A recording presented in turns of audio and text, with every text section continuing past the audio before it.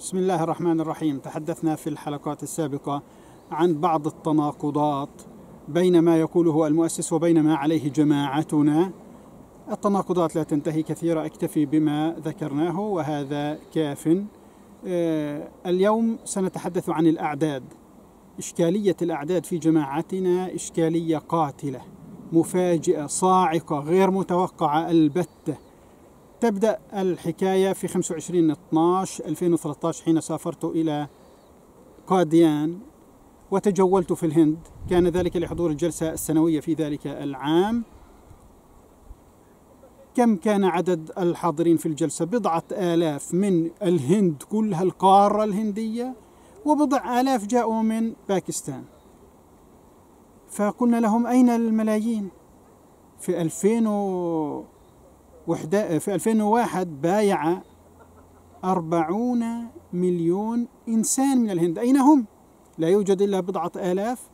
يعني مفروض أنه قرية قاديان فيها كذا ألف وحدها. إذن فلم نجد إجابة قط.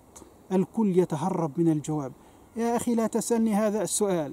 كلهم، كل من سألته يقول يا أخي هذا السؤال لا تسألني، هذا يمرضني، هذا يصيبني بالإحباط. طيب ما الحكاية؟ لا يجيبون على هذه الحكاية. تجولت في عدد من المناطق في الهند، فكان يستقبلنا في كل مرة بضعة ناس، قلما نجد 100 أو 200 في منطقة. إذن كل الجماعة في الهند 10,000، بضعة عشرات آلاف، وليس. أين 40 مليونا في 2001؟ أين الكذا مليون في 2000 وفي 99 وهكذا في هذه السنوات؟ هنا بدأ المرء يفكر ما الذي يجري. يعني حين رفع عدد 40 مليونا إلى الجلسة السنوية في بريطانيا في 2001، والخليفة أذاع هذا الرقم. كان عدد البيعات في العالم 80 مليونا، 40 من الهند و40 من خارج الهند. من المسؤول عن رفع هذا الرقم؟ نريد أن نعرف.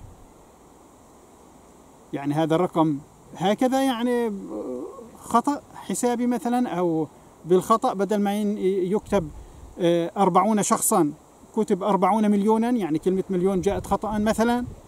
لا. طيب المليون هذا لا يأتي صدفة. يعني هناك حتى يرفع العدد هناك أمير على مستوى الهند، هناك مبلغون، هناك يعني تسلسل إداري دعنا نسميه حتى يصل إلى القاعدة.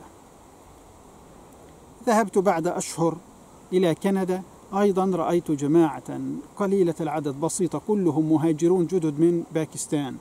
قلما تجد غير باكستاني. هناك يعني قليل من العرب، وهؤلاء العرب يعني إما أجدادهم أحمديون أو أنهم بايعوا جديدا بعد القناة العربية. يعني باختصار هذه الملايين التي يتحدثون عنها لا أساس لها البتة. طيب قلنا لهم اذكروا لنا عدد الأحمديين في كل بلد، يعني ما الصعب في ذلك؟ كم عدد الأحمديين في بريطانيا، في أمريكا، في كندا، في الهند، في باكستان؟ اجمع، وهكذا. يعني ما الصعوبة في ذلك؟ ولكن الحقيقة أنهم لا يريدون، وسأبين أصل الحكاية. طيب هنا بدأت أفكر كيف قبل الخليفة الرابع أن ينادي الجماعة بأن تضاعف عدد البيعات سنويا، ثم ضوعف هذا العدد سنويا. يعني سبحان الله، ما هذا القدرة الإلهية؟ ومن المسؤول عن ذلك؟ في 93 كان عدد البيعات 200,000، 94 400,000، 95 800,000، 96 الضعف، اللي بعد الضعف. معقول يا عالم؟ أمنية الخليفة تتحقق بالضبط حتى ظل هذا التضاعف مستمرا إلى 2001. طيب يا جماعة، لو استمر 7 سنوات أخرى لغطى العالم. وقيل للخليفة كما حدثني من أثق به، قيل للخليفة الرابع أنه بعد سنوات العالم كله سيصبح أحمديا. قال نعم، هذا سيحدث. طيب هذا كيف تريد مني أن أقبل مثل هذا الكلام؟ ب2007 مفروض أو 2008 6 يعني بهذه المرحلة كل العالم سيصبح أحمديا. ثم اكتشف أن هذا هراء، كله هراء محض، لا يوجد لا 80 مليون بيعة ولا 80 بيعة ولا شيء، أوهام. تصوروا أيها الناس. الآن فكرنا في الموضوع، من المسؤول عن ذلك؟ في هذه المرحلة لم أكن قد قرأت للمؤسس شيئا في هذه القضايا، أقصد بشيء لم أكن قرأت له الإعلانات ولا الملفوظات، لم تكن مترجمة قط. لذلك لم يخطر ببالي البتة أن الإشكال قديم. كانت تمر بنا أرقام لم ننتبه، لا ينتبه المرء كما قلت إلا إذا أحاط بالصورة كلها. سأذكر الآن نصين من ما جاء مما قاله المؤسس فيه، وأرجو من المشاهد أن يركز قليل من التركيز، يعني المسألة ليست معقدة. في إعلان في 25/1/1897، يعني مطلع 97، ذكر المؤسس في إعلان، هذا الإعلان رد على شيخ اسمه غلام دستجير، قال إن الشيخ غلام دستجير مولع بالتكفير كثيرا، لذا أبشره أن عدد جماعتي بعد مباهلة عبد الحق الغزنوي قد بلغ إلى 8000 نسمة، إذن 8000، ويتوقع أن هذا العدد يصل إلى 18,000 إلى العام القادم. إذن بتوقع المؤسس أنه سنة 1898 يصير العدد 18,000. طيب، في هذا قلت في إعلان في تاريخه 25/1/1897. ننتقل الآن إلى كتاب اسمه ضرورة الإمام.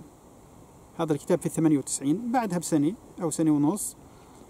في آخر الكتاب ألحق مقال أو ألحقت قضية ضريبة الدخل. يعني هناك ضريبة دخل يجب أن يدفعها المؤسس لأن لديه أموالا وما شابه ذلك، فجاء محقق وحقق كم عدد الجماعة، ماذا عند المؤسس من أراضٍ ومن أموال، طيب إلى آخره.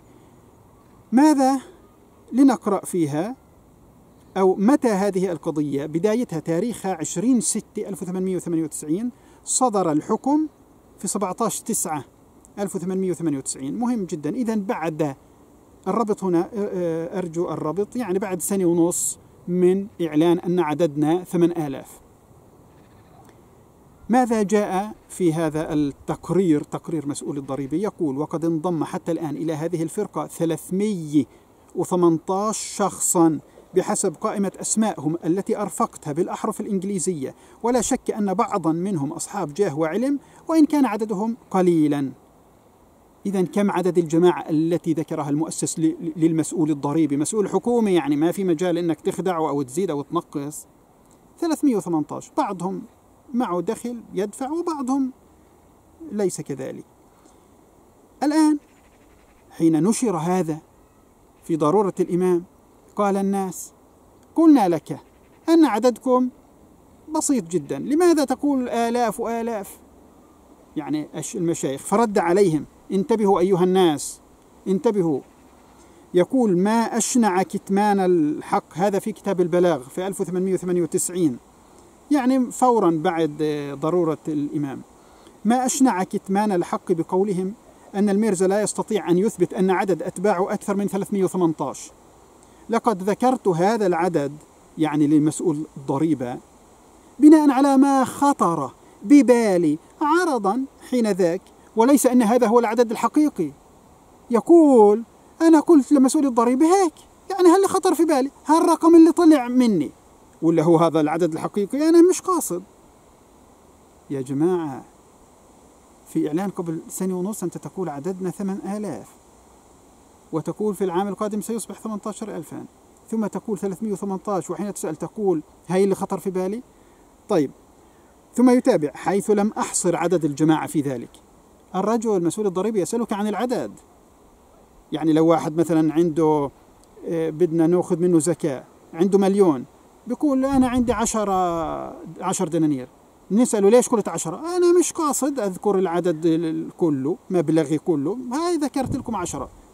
ما هذا؟ طيب، يقول: حيث لم أحصر عدد الجماعة في ذلك، بل كنت قد نشرت أيضا في أحد مقالاتي بكل صراحة أن عدد جماعتي لا يقل الآن عن 8,000.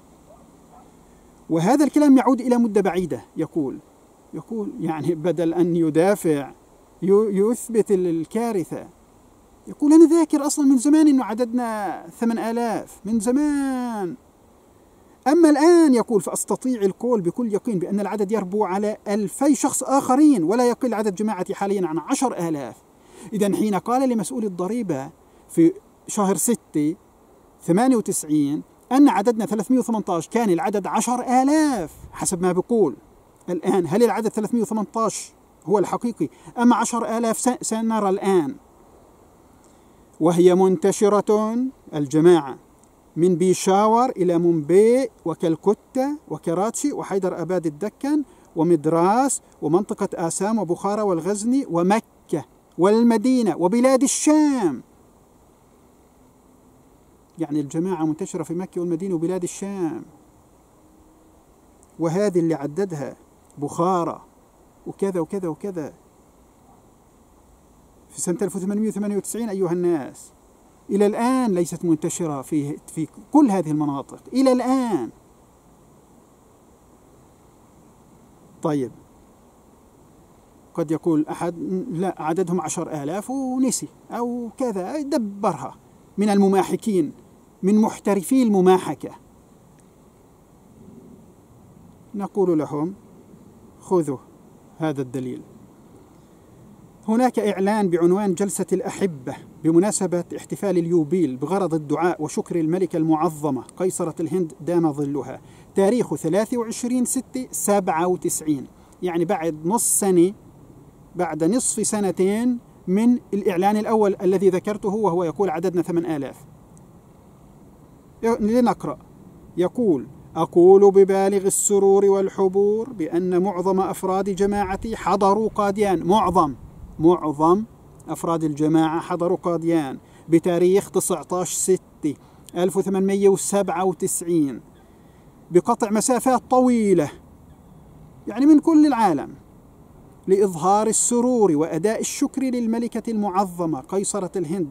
وكانوا 225، وقد اشترك فيها مريدي المخلصون المحليون أيضا، يعني اللي من قاديان، وبذلك صار الجمع غفيرا.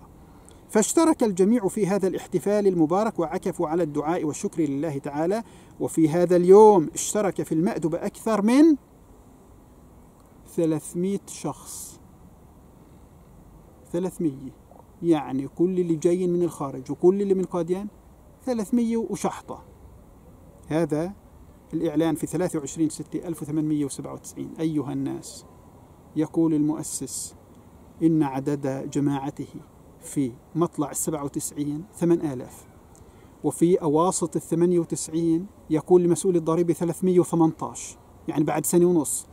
وحين يسأل يقول: هكذا أنا قلت، هكذا، هاي اللي طلع معي. ثم يؤكد أن عددهم 10,000، ثم يقول إنها منتشرة من مومباي إلى مش عارف إيش، إلى مكة والمدينة وبلاد الشام وبخارى. أيها الناس، البتة هذا ليس صحيحا. لم تكن منتشرة قط في أي من هذه البلدان، ولم تسمع به هذه البلدان نهائيا في ذلك الوقت.